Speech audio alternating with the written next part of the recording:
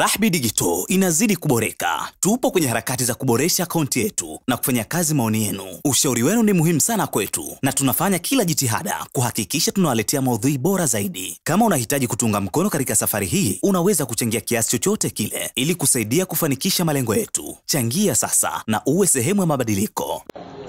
Mahakama ya Urusi, mahakama kuu ya Urusi leo imeondoa katika listi kundi la Taliban kwenye ile listi ya makundi ya kigaidi. Rasmi imeliondoa kuwa si kundi la kigaidi. Sasa tunaweza kusema hizi ni hatua ambazo wa Talibani walikuwa wakiziota, kwa sababu unajua toka walivyoondoa mamluki wa Kimarekani waliokuwa pale Afghanistan mwaka 2021, karibu miaka 4 sasa inakwenda, lakini walikuwa wamezuiliwa, hawatambuliwi na nchi yoyote. Ndio hapa mara nyingi huwa napenda kuambia kuwa kuna unafiki sana upo kwenye huu ulimwengu, kwa sababu watu ukiangalia kilichotokea Syria baada ya kudondoka utawala wa Bashar al-Assad, yani HTS waliopindua utawala ule, wala hawakuomba kwenye nchi yoyote kuwa wao watambulike, wao waondolewe kwenye kundi, lakini ilikuwa ni mashindano ya viongozi wa Kiarabu na nchi za Magharibi kwenda Syria kuanzisha mahusiano na HTS. Kila mmoja anataka kukutane nao. Haraka wameunda serikali, haraka kila kitu kinakwenda haraka, waondoeni kwenye vikwazo, fungueni mabenki, fungueni kila kitu. Unaona kila kitu kinakwenda. Kwa nini? Kwa sababu Ahmad al-Sharaa, niliwahi kuambia, ni zao la Kimarekani. Ahmad al-Sharaa ambaye alikuwa kiunga mkono Al-Qaeda before, baadaye akaja Nusrat Front ambaye alikuwa ISIS, baadaye akaja kuwa HTS. Hili ni zao la Kimarekani, kwa sababu alikamatwa kule Iraq wakati wale vuguvugu la ISIS. Alikamatwa Iraq. Alivyokamatwa Iraq, akashikiliwa na Marekani kwenye magereza ya Marekani kwa miaka 6. Marekani akiwa anamshikilia kwa miaka 6. Alivyokuja kuachiwa tu, akaanzisha kundi linaitwa HTS. Unaweza kuniambia miaka 6 alikuwa anafanya nini? Alikuwa wapi? Anafanya nini? Yani hebu fikiria kuwa kwa kawaida mtu ukikaa gerezani mwezi mmoja, ukirudi uraiani mambo yamevurugika. Yani unaweza ukaanza kuomba msaada, labda hata watu waanze kukuchangia urudi, yani kuja kusimama. Kawaida ilivyo, yani wanakuvuruga. Yani umetoka. Sasa mtu kakamatwa, yupo gerezani kwa miaka 6, anatoka gerezani, ana pesa za kununua silaha, ana pesa za kuanzisha kundi, ana ushawishi kuanzisha makundi yenye silaha na upate uungwaji mkono na uweze kupambana hadi kuichallenge serikali. Sio rahisi. Ni lazima uwe na msuli, uwe na kila kitu. Sasa miaka 6 alikuwa anafanya nini? Baada ya kutoka tu akaanzisha HTS. Walikuwa wanampa mafunzo, au walikuwa wanampa fedha, au walikuwa wanampa nani kamwezesha kumpa fedha, kumpa kila kitu cha kumfanya kuwa mtu mwenye nguvu?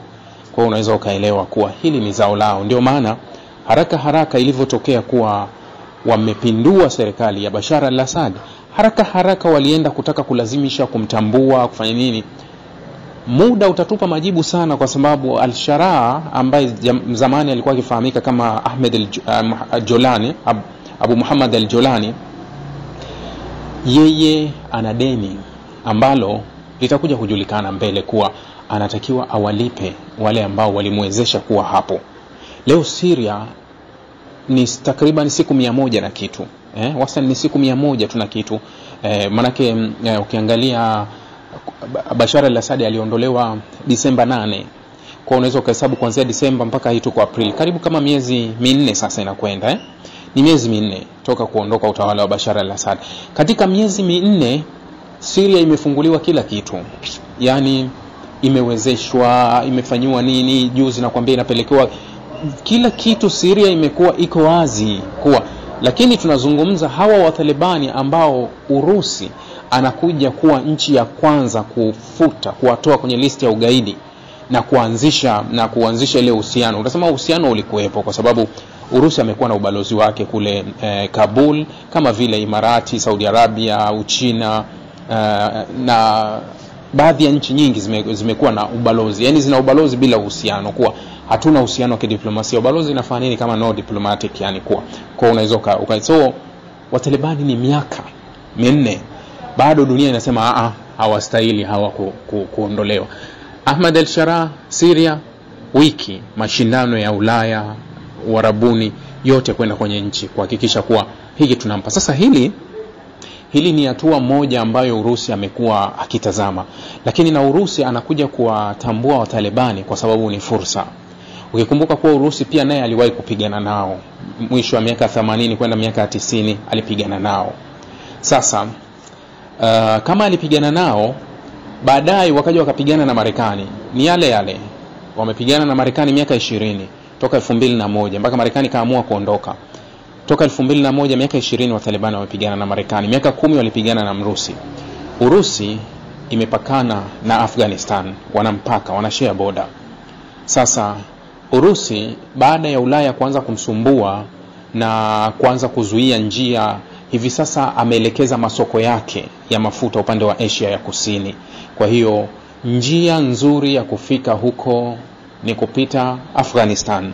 Hiyo ndio njia ambayo atafikia. Kwa hiyo kitendo cha Urusi kuitoa Watalibani kwenye listi ya nchi ambazo za kigaidi na kuwanyoshea mkono kuwa tutashirikiana ni kitendo cha kimkakati zaidi, yani cha kibiashara zaidi, ambacho Urusi anakusudia kukifanya cha kibiashara zaidi, kwa sababu hapa anategemea iwe njia kupeleka gesi katika nchi za Asia ya Kusini kupitia hapa. Kingine wamekuwa na ushirikiano hasa masuala ya kiusalama, kwa sababu hawa Watalibani toka kudondoka kwa utawala mamluki uliokuwepo pale wa magharibi, wao wamekuwa na vita kubwa na ISIS na ISKP. ISIS ambao wale wamekuwa wanasumbua sana upande wa Pakistani kule, wamekuwa kwenye boda ya Pakistani, wamekuwa na vurugu nao hiyo. Sasa hili wamekuwa na ushirikiano kati ya Urusi na hawa Watalibani. Kwa hiyo Urusi ameitoa Watalibani kwenye listi ya nchi nchi za kigaidi. Maana yake kuwa ni kama njia inaanza kufunguka ya Watalibani sasa kuelekea duniani, tofauti na hapo awali ilikuwa imezuiliwa kuwa ni unajua kama baada tu ya kuvunjika Marekani angesema mimi naanzisha uhusiano na Afghanistan, dunia nzima ingeanzisha uhusiano, kwa sababu dunia yote tunatembea kwenye mgongo wa Marekani kinafiki tu. Huko nyuma unafanya nini? Ni kama vile Marekani hakuonyesha upinzani wowote kwa kilichokuwa kinatokea Syria, kwa sababu alikuwa amekiratibu kupitia proxy wake ambao Ukraine, Uturuki, Israeli, hao wote ni proxy wake Marekani ambao walikuwa wamewatumia kule. Sasa hakuweka kipingamizi, japokuwa wakati mwingine anajifanya kuwa hatuondoi vikwazo mpaka hivi sasa tunaangalia. Lakini tayari mifumo ya benki yote ya Syria imeachiwa, inafanya kazi kama kawaida. Kwa hiyo kuna ule unafiki kuwa hebu nikae nijifanye kama mimi sihusiki, yani yale maigizo kama mimi sihusiki, ndio inakuwa hivyo.